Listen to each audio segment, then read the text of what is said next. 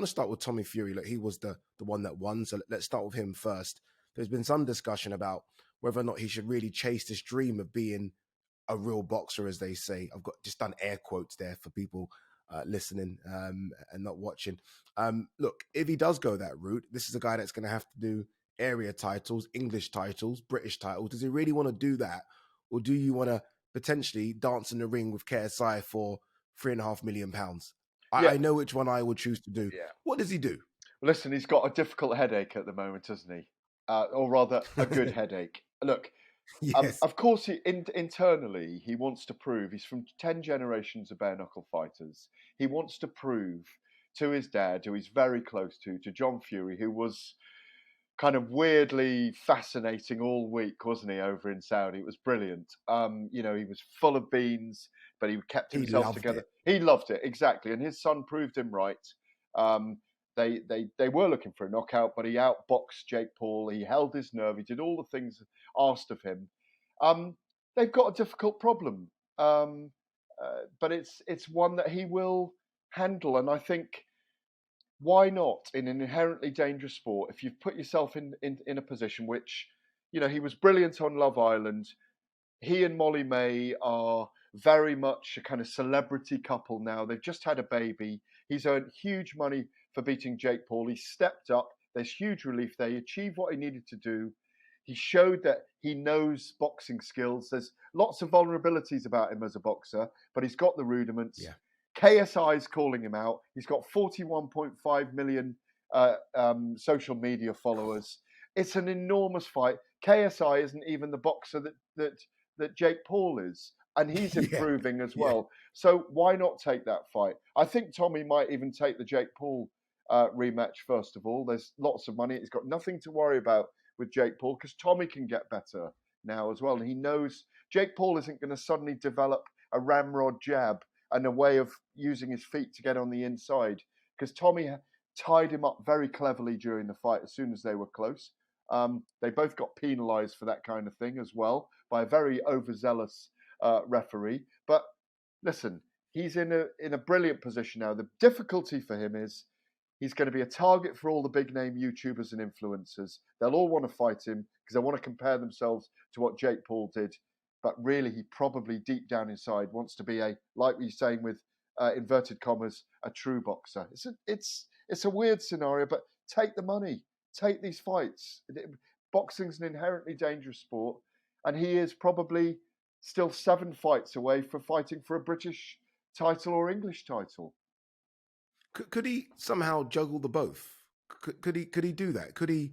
Because let's be honest, the YouTuber fights are a lot easier. Like if he were to fight a KSI, no disrespect to KSI, but that's a lot easier than fighting someone for an English title. Could he somehow fight KSI in the summer for big money, Wembley Stadium, and at the same time go to Copper Box a couple of months later and fight for an English title? Could he do that? He may well do that, but he's going to be earning probably a tenth, if that, of what he's. And the earning does come into it. The motivation.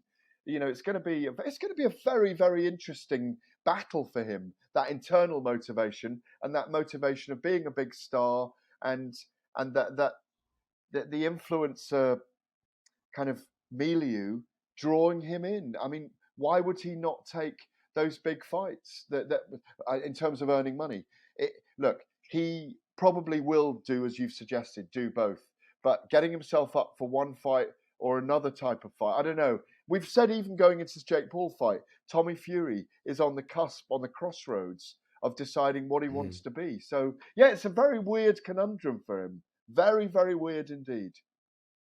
Yeah, for Jake Paul, look, I think the show does go on. You mentioned a possible rematch against Tommy Fury. That will be big money, big numbers, right? It just will, because they know how to promote these two. It will be fantastic. There's Nate Diaz out there. There's KSI. There is the Hasim Rahman Jr. route as well. He's not going away, is he? This isn't a guy that's crying into his cornflakes. He's handled it well. He's going to continue fighting, isn't he? He did. He had all the right answers after losing and said, judge me on my losses, not my wins. He was very magnanimous in defeat. He felt he'd won the fight. All right, one judge did score it for him. I don't know how the judge did score it for him. I didn't think it was that difficult to score that fight. Tommy won by 2 or 3 rounds, by 2 or 3 points. But I think the thing is with Jake Paul, there was enough in that fight for them to have a second fight. There's no doubt about it. There was enough drama, enough narrative. The build-up was phenomenal, of course, but there was enough in the actual fight for Jake Paul to go away and work at it and come back again. I think we get a very similar outcome a second time, frankly. I think they were both very tired by the 8th round. Tommy's legs went. I know he slipped and went down, but he was caught by Jake Paul. There's no question about it.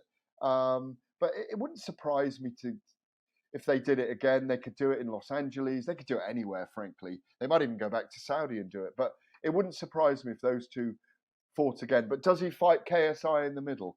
I think they probably will go with Jake Paul if they have to, because I think the KSI fight doesn't quite work in boxing terms at the moment for Tommy Fury. Yeah, it doesn't, right? I mean, KSI is a YouTube boxer. There's no two ways about it, whereas Jake Paul is kind of crossovered, if you like, to real boxing. Let's hear it from Tommy Fury. This was him speaking to Spencer Oliver, who did what you did. He jumped in the ring straight after the fight and spoke to a very, very emotional Tommy Fury. Listen, Tommy, what a performance, mate. What a performance. How proud are you? Oh, it's been a lot. For the past 2.5 years, this is all that's consumed me. Spencer Oliver there, turning into Gareth A.Davies. It's weird watching him actually do that. I was thinking he's going to get kicked out the ring, but no, he was able to stay in there. Tommy, very emotional, as expected. It was a big win as well. Just the pressure going into the fight. People saying, he'll be kicked out of the Fury household in Dynasty if he doesn't win. Jake Paul obviously would have made 1,000 memes if he beat him. So I think it was emotional, not just because of the W, but the pressure going into it.